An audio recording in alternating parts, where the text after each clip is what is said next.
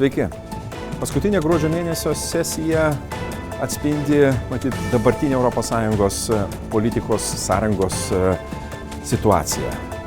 Neseniai paskirta komisija, nelabai dar daug turime, sakyčiau taip, teisėkūros, tos tikrosios ekonominės, socialinės teisėkūros, todėl laiko yra padiskutuoti ir aptarti kitus svarbius klausimus.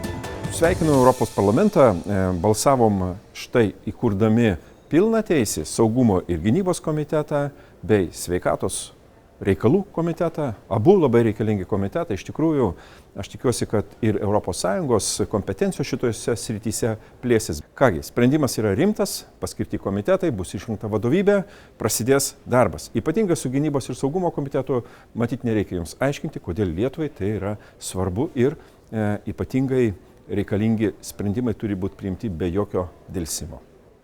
Šią sesiją Europos parlamente pagaliau apsilankė po įvairių, sakyčiau, tokių įdomių aplinkybių dabartinė Sakartvelo prezidentė Salomė Zurabišvili.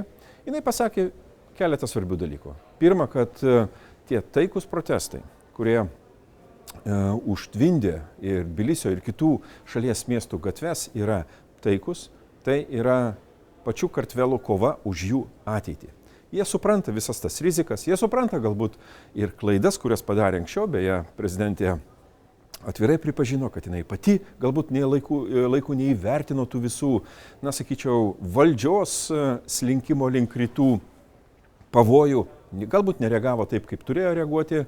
Dabar jinai kreipėsi pagalbos į ES, nes tik tai aiški pozicija, aiškus veiksmai gali stabdyti tolimesnį Sakartvelo slinkimą į rytų glėbį. Kągi, aptartos ir sankcijos diplomatiniams pasams, tas yra labai reikalinga. Beje, dezinformacija tęsiasi, Sakartvelo valdžia ir toliau, žinot, išvarto įvairius sprendimus, pasisakymus, kurių yra gausu dabar ES pusėje savo naudai, bet tai jų neišgelbės. Nes aš labai tikiuosi, kad Kartvelai labai rimtai vertina tuos pavojus, į kuriuos jos dabar įstumė dabartinė valdžia. Kągi, šią sesiją reikėjo aptarti ir keletą tokių einamųjų svarbių reikalų. Man teko pačiam vadovauti dėrybom dėl tos vadinamosios skubios rezoliucijos dėl situacijos su žmogaus teisėmis ir, kitaip sakant, persekiojamais aktyvistais, demokratijos aktyvistais Azerbaidžane. Mes net pasiūlėme sankcijas tiek Alijevo patarėjui, tiek vidaus reikalų ministrui ir saugumo institucijos vadovui. Reikalavome išlaisvinti tuos, kurie iš tikrųjų visiškai neteisėtai yra areštuoti. Galbūt tai yra tolimesnis regionas. Aš tik tai vieną dalyką noriu pabrėžti. Geopolitika. Pažiūrėkite, Pietų Kaukaze iš tiesų autokratai, padedami Rusijos, bando perimti situaciją. Tai yra labai bauginanti tendencija, todėl jeigu nereaguosime reikiamai dabar, vėliau reikės daugiau pastangų, daugiau laiko ir žinoma, galbūt mes nepasieksime to rezultato. Europos parlamentas įteikė Sacharovo 2024 metų premiją Venesuelos opozicijai. Kaip žinia, toli nuo Europos taip pat vyksta kova už demokratiją.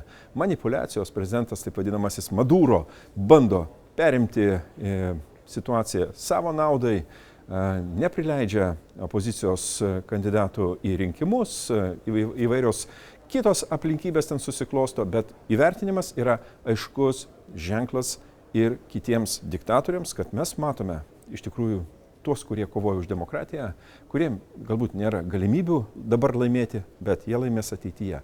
Būkime viltingi, taip pat kaip ir žvelgdami į artėjančias Kalėdas. Ir tai yra paskutinis mano pasisakymas arba ataskaita, trumpoji ataskaita jums šiais metais.